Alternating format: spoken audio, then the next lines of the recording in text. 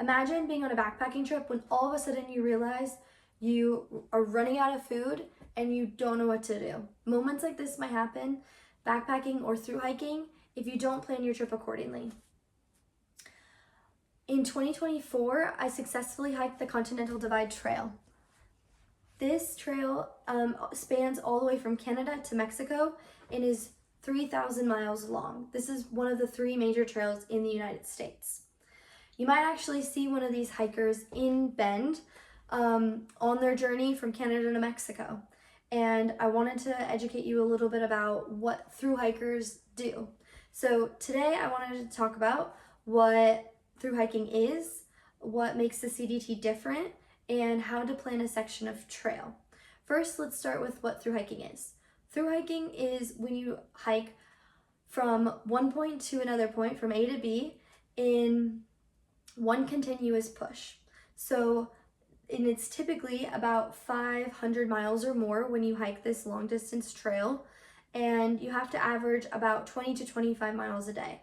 This will typically take like 4 to 6 months to complete, one of the 3 longer trails in the United States. These 3 trails are the Pacific Crest Trail, the Continental Divide Trail, and the Appalachian Trail. This one's on the west coast, this one's in the middle of the country, and this one's on the east coast. I hiked the Continental Divide Trail, which is about 3,000 miles long, and it is the longer one of these 3. It's the longest one. What makes the CDT different from the other trails is that it goes through 5 different states. So we have Montana, Idaho, Wyoming, Colorado, and New Mexico. It's considered to be unfinished trail, which means that when you're hiking, it just kind of disappears sometimes. It's not completely finished. You don't have an established trail the entire way. Sometimes it will just end and you have to use your maps and a compass to navigate how to get to the next part of trail. Also, it is less supported, whereas on the AT and the PCT, they're more well-known trails, so people are able to support them better and understand what their journey is like on trail and maybe helping them out along the way. Another thing that's different about the CDT is that it sometimes it doesn't follow a continuous path, whereas on the PCT and the AT, they follow a continuous path and it doesn't really deviate from that trail. You're just on one line going the whole way, the entire way from Mexico to Canada. Whereas on the CDT, sometimes it will break off and branch into 2 different parts. So let's say you start walking into Wyoming and then all of a sudden you get to a point on trail where you get to decide if you're going to go up or down. Moments like that on trail is what makes the CDT so different. It's choose your own adventure. So you get to decide which way you want to go.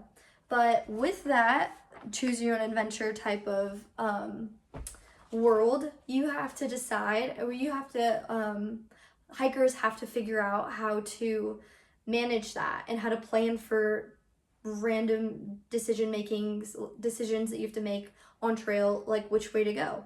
And so in order to plan a section on trail like that, you're going to have to figure out how many days that might take you. Specifically, if you're going on a trail like this, maybe the bottom route will take you 3 days, but then the top one will take you 4 days. And so you have to figure out, okay, this section is going to take me 4 days. I'm going to have to resupply and get enough food for that trip and make sure that I have enough water sources to go that way.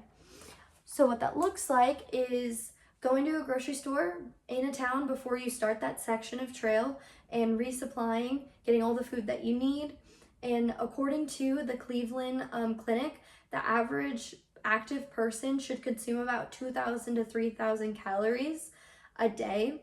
But if you're hiking, you're burning significantly more calories than the average person because you're walking so much.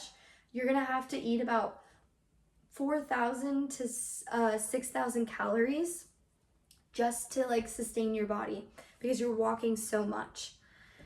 Another important thing that you have to do is figure out your water sources. So along that way, there will be creeks, lakes, streams, and rivers where you can filter water. And throughout your day, you'll have different water sources, creeks, rivers, and lakes, but you'll stop, filter water, and drink more water along the way. So when you're planning your stretch, just make sure you have enough water sources in between. If you don't, you're gonna have to carry more water for that particular section where the water sources, the carry is longer. It is important to know these things so that you don't run out of your food. And I hope that learning about educating you on through hiking today has taught you that what through hiking is, what makes the CDT different, and how to plan a section of the trail. The next time you see a through hiker in town, you might have a better idea of what they're going through, and maybe stop and say hi to them and wish them luck along the way. Thank you.